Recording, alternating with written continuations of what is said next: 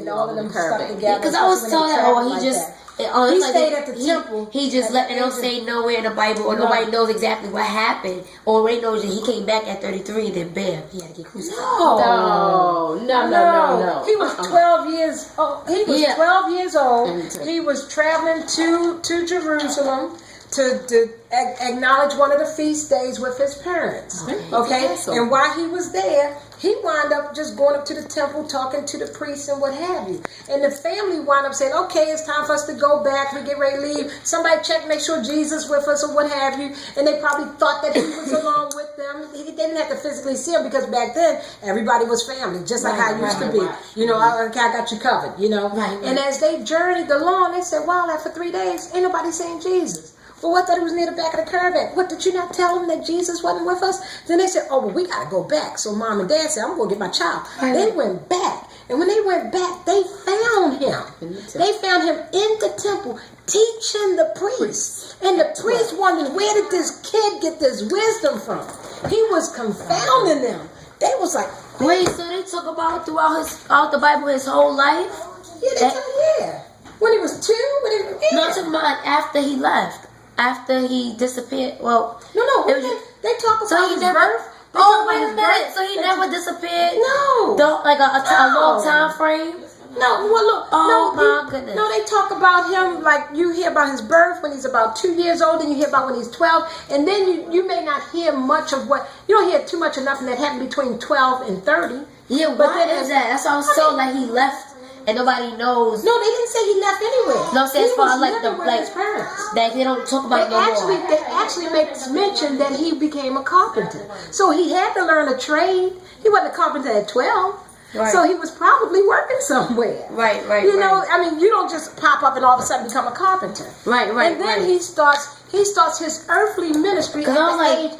But look, check this out. He started his earthly ministry at the age of 30.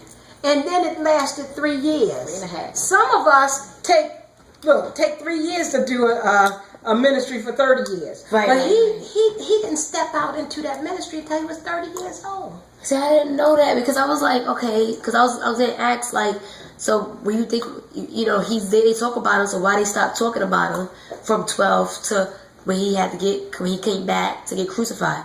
That don't make no sense how they know everything and then all of a sudden they just felt like he fell off the pages and they don't talk about him anymore. Trust me, he probably was doing a secular job just like you and I was doing.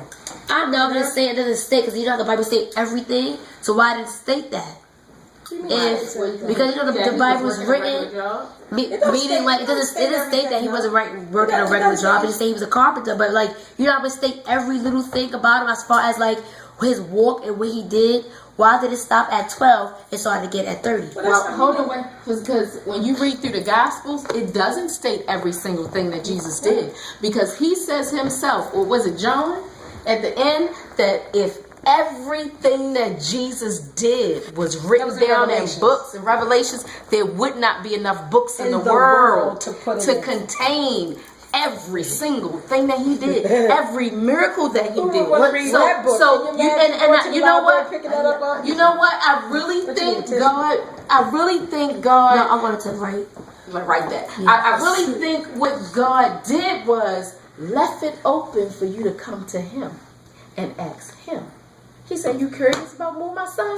Come ask me." He said, "I'm the ultimate teacher." But I tell you what he did leave on record. But I'm just saying, I can tell you this. What he did leave on record for us to know is more than enough for us to take in this lifetime. Just trying to get that part. You know what? I understand your curiosity because that guy. What was that guy's name on Sid Roth? He made me hungry. He didn't make me mad. I was mad I didn't do it, but he made me hungry. He said, y'all think you Christians have an intimate relationship with God? You think you know him? Who said this? What's his favorite color? I said, somebody what? on Sid Roth. This guy on Sid Roth. His relationship with Jesus was so tight. Jesus was coming in the room, sitting down, talking to him to the point where his dog knew when the presence of God came in the room and he would get out the way. And he said, I sit and talk with him for hours. And I asked him, what's your favorite color? What do you like? What is this? What was this like? What was that like? Asking him questions about his childhood and all of that. Now what's going on? What? Hey, I'm thinking, girl, you got your relationship tight. I said, Dad, what is his favorite color? I'm asking. He said, Ralph goes, well, what is God's favorite color? He said, ask him and see.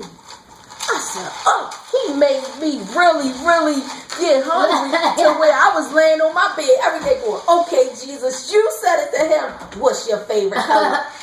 And it took a few days.